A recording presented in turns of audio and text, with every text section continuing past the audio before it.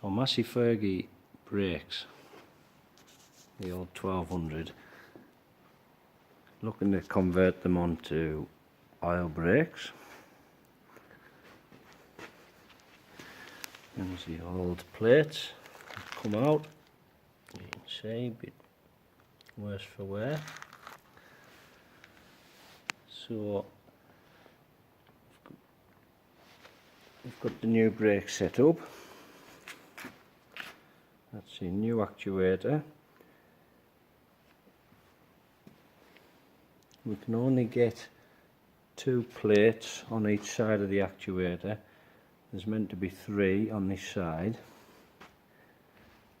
but the diff carrier plate won't go in if you put the extra plate and disc in. So we've opted for 2 plates either side of the actuator.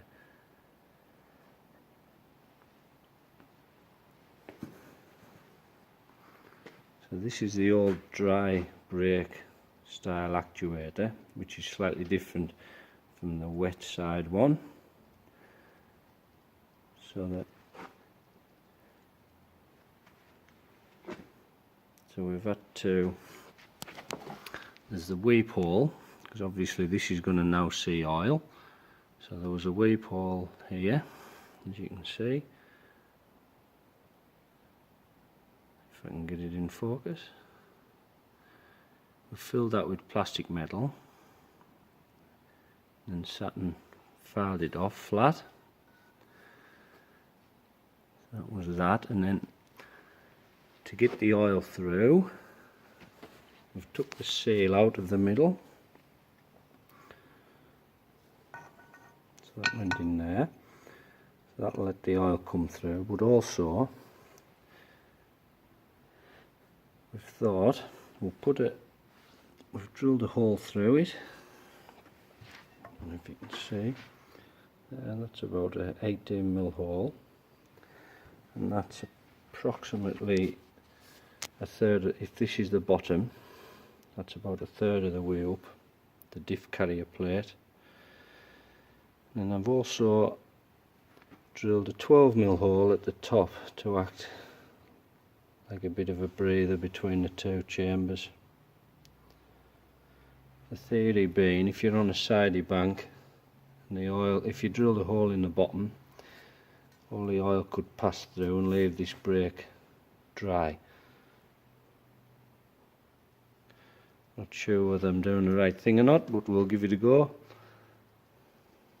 So then the other problem, as I seen it, was if you wanted to change the oil in the front axle, the oil's then got to, in order to drain it, you've got to get the oil out of the trumpet into the centre diff in order to change it.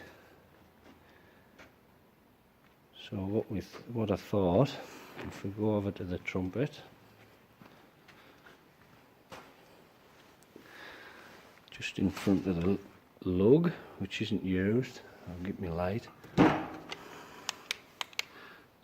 So I've drilled and tapped a 1/4 BSP plug on there. So if you see where the actuator is, just the other side next to the lug, and that comes through into here.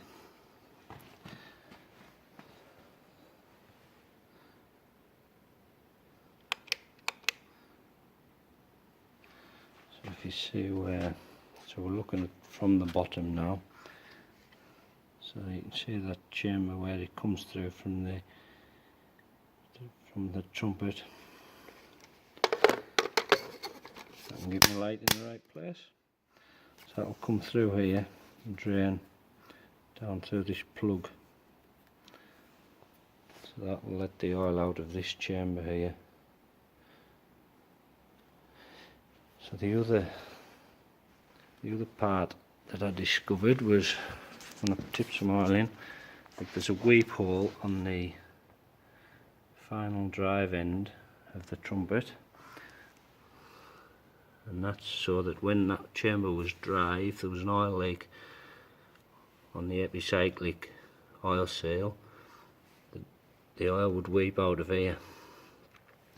So I've drilled that, tapped that M6 and just put a bolt in with a fibre washer. So we'll see how it goes.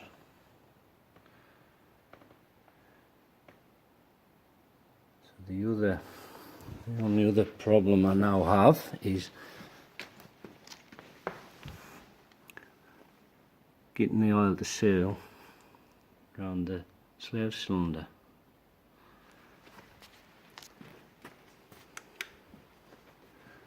So if we go back over here, just on we're making a new gasket for this. So that's the old style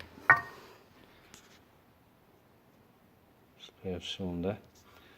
So we need to somehow source maybe some of the 300 series or somewhere there that have the sealing. I'll keep you posted on that.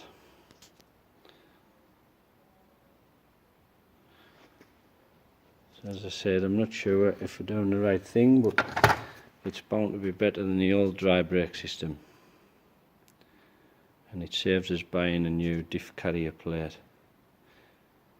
which is quite expensive. Okay.